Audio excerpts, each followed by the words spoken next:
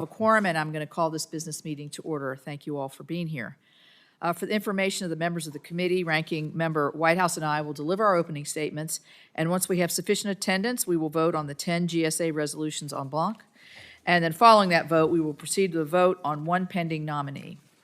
After the roll call vote, members who wish to be recognized to speak on the nomination may do so. So now I'm going to give my opening statement to welcome and thank my colleagues for attending today, but also to vote on the nomination of Catherine Scarlett to be a member of the Council on Environmental Quality, or CEQ. Catherine is an excellent choice to lead CEQ. As CEQ's current Chief of Staff, she has worked with federal agencies to implement the Bipartisan Fiscal Responsibility Act and coordinate updates to agencies' individual NEPA procedures to reflect recent court decisions and executive policies. She's also led the effort in this administration to modernize the NEPA process through the use of technology. Prior to her current position, she worked here for me at the committee in EPW and served at both CEQ and the Federal Permitting Improvement Steering Council in the previous Trump administration, experiences that make her well qualified to lead the council. I urge my colleagues to support this nomination, and I look forward to her swift consideration on the floor. I also encourage my colleagues to support the 10 GSA resolutions that will authorize important repair and alteration projects across the country. With that, I'll turn to Ranking Member Whitehouse for his opening statement.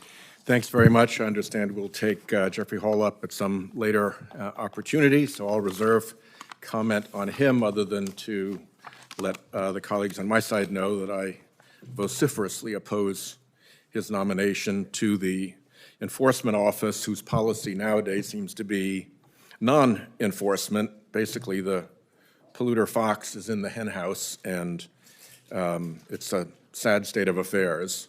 As to Ms. Scarlett, I support the work that CEQ under her leadership is undertaking to implement e-NEPA updates to modernize federal permitting process. I will vote yes on her nomination. This work is long overdue.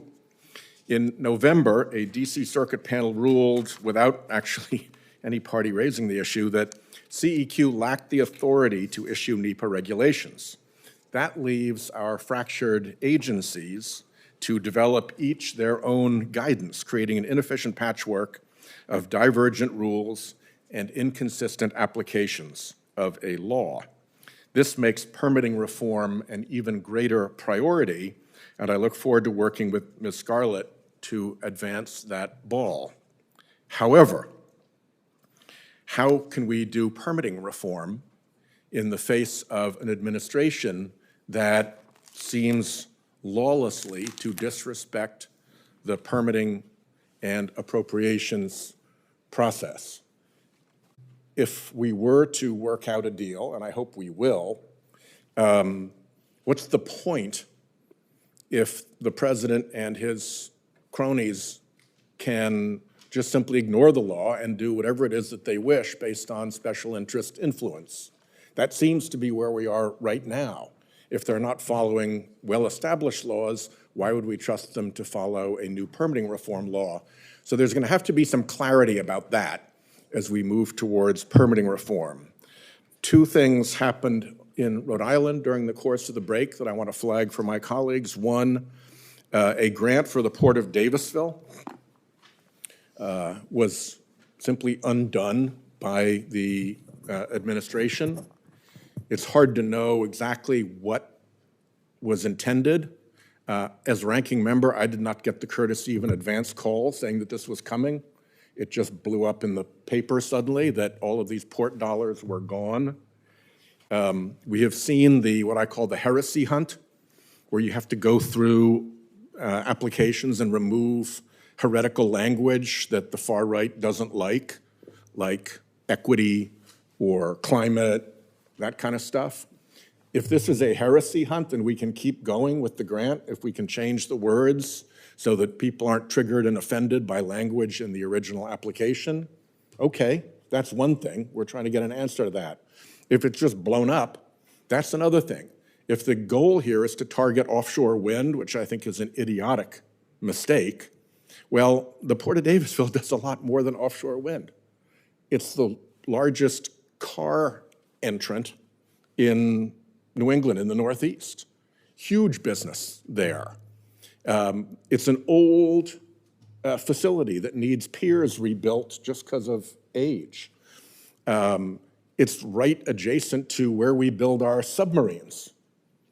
And so we can find a lot of uses for that money if the problem is that it's got an offshore wind contingent to it, or we can find Rhode Island uses for that money. But I need to sort that out.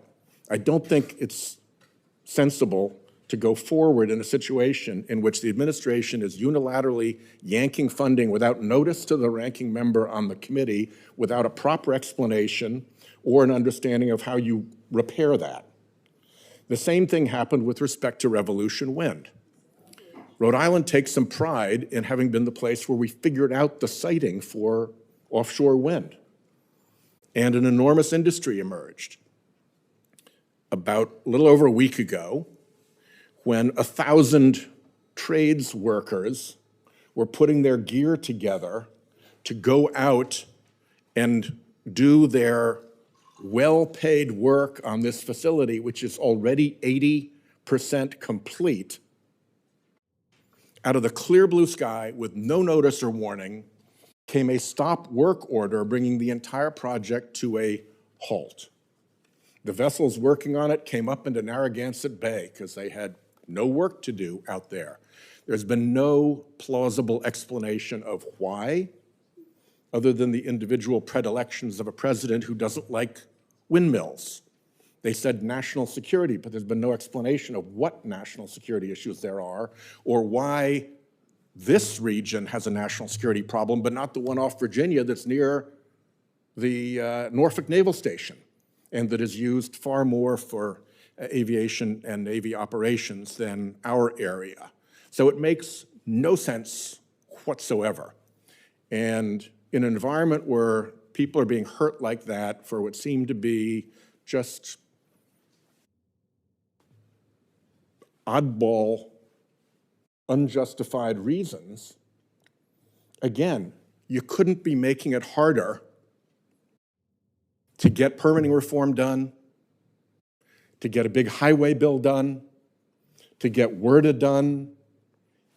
If the purpose, if this was a strategy to make Democrats aggravated so that they wouldn't do those bills, it would be hard for the administration to improve on what it's doing.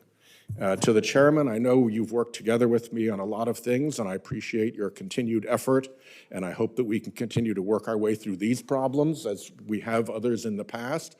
But these are real problems when stuff is just being unilaterally, spontaneously, out of no place, without warning or explanation, blown up in the face of literally 1,000 workers who were putting their gear together that week to go out to the job, and suddenly they're unemployed. That just isn't what I don't think workers expected if they voted for Trump, and it certainly is damaging and aggravating in Rhode Island. So I'll leave it at that, and thank you for your hearing me out. All right, thank you. And at this time, I'm going to ask senators to hold their remarks until after the votes. So to begin, the ranking member and I have agreed to consider the committee resolutions before us en bloc by voice vote. I move to consider 10 committee resolutions to approve prospectuses from the General Services Administration. Is there a second? Second. Thank you. Yes, all those in favor say aye. Aye. All those opposed say nay. In the opinion of the chair, the ayes have it. With that, the resolution is approved. I will now call up presidential nomination 345-16, Catherine Scarlett of Ohio to be a member of the Council of Environmental Quality. I move to approve and report the nomination favorably. Is there a second? Second. Thank you very much. The clerk will call the roll. Ms. Alsobrooks. No. Ms. Blunt-Rochester. No. Mr. Bozeman. Aye. Mr. Kramer. Aye. Mr. Curtis. Aye. Mr. Graham. Mr. Graham votes aye by proxy. Mr. Houston. Aye. Mr. Kelly. Aye. Ms. Lummis. Aye. Mr. Markey. No by proxy. Mr. Merkley. No by proxy. Mr. Padilla. No.